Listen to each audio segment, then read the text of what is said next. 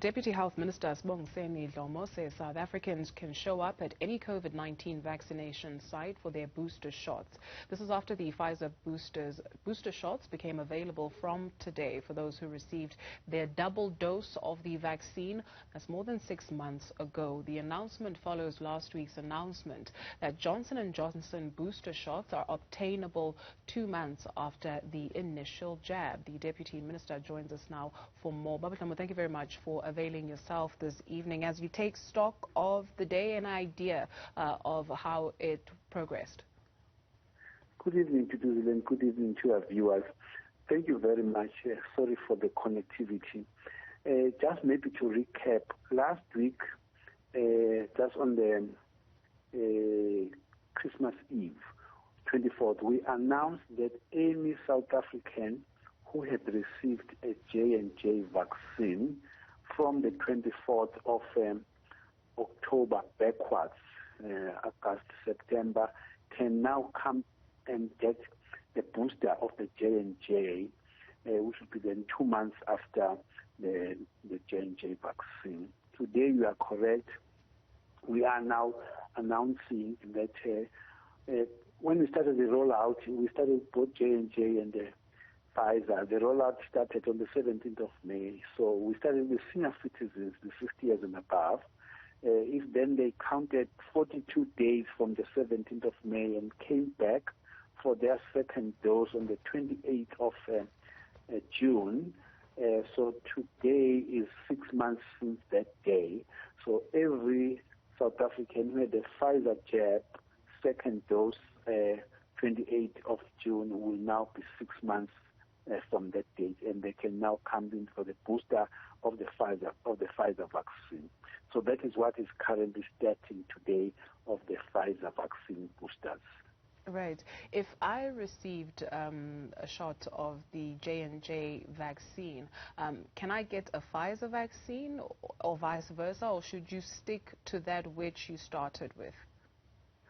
There were such sort of opinions given to our Minister Pfizer last week, but the Minister chose to say, let me then hold on with those ideas and get a meeting in January of the Ministerial Advisory Committee supporting or advising the Minister which way to go. But for now, if you had a J&J vaccine, you will be getting a J&J booster. If you had a Pfizer vaccine, first and second dose, you will be given a Pfizer booster. Do I need to register for the booster? You don't need to really register for the booster. When you show up in any of our vaccination sites, it will show that you are actually vaccinated, and then the records will show that you are now vaccinated maybe on the 2nd of August with your J&J. Therefore, you could get a J&J booster. But for Pfizer, you will have to have had a 6-month interval before you can be given that. So it's 2 months interval for a J&J vaccine to get a booster, and 6 months interval for a Pfizer to then get your booster.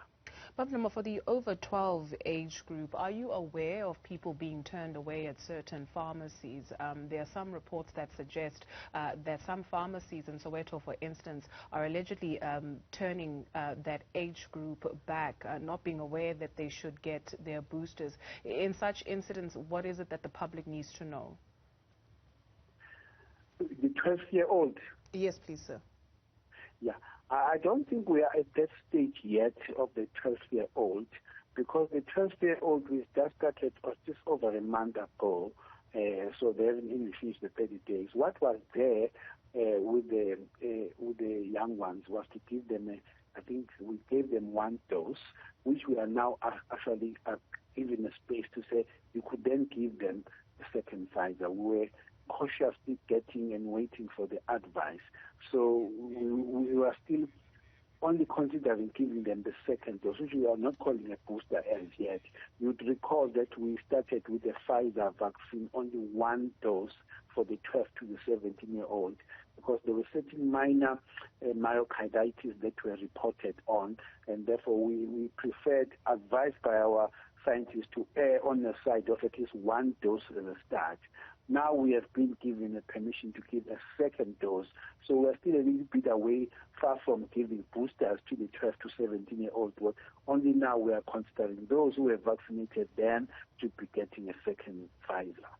And so just finally, perhaps for us, has the department revised the circular for contact tracing? Yes, the tracing that has actually been revised, that was also announced last week, to say we will not, for those who are actually asymptomatic, we are not going to be going out in the massive way to really to that contact tracing. But for symptomatic ones, those who have actually been found to be symptomatic, please come forward. We will take that process. I think we are noticing, and the advice of the scientists is saying, look, let's not worry for now for those who are asymptomatic contacts, and therefore not worry to do the tracing on that. That was revised, and the circular was then given to us, to the country on last week. Dr. Sibongiseni Dhlomo is the Deputy Health Minister. Siyabonga, thank you for your time this evening. Thank you.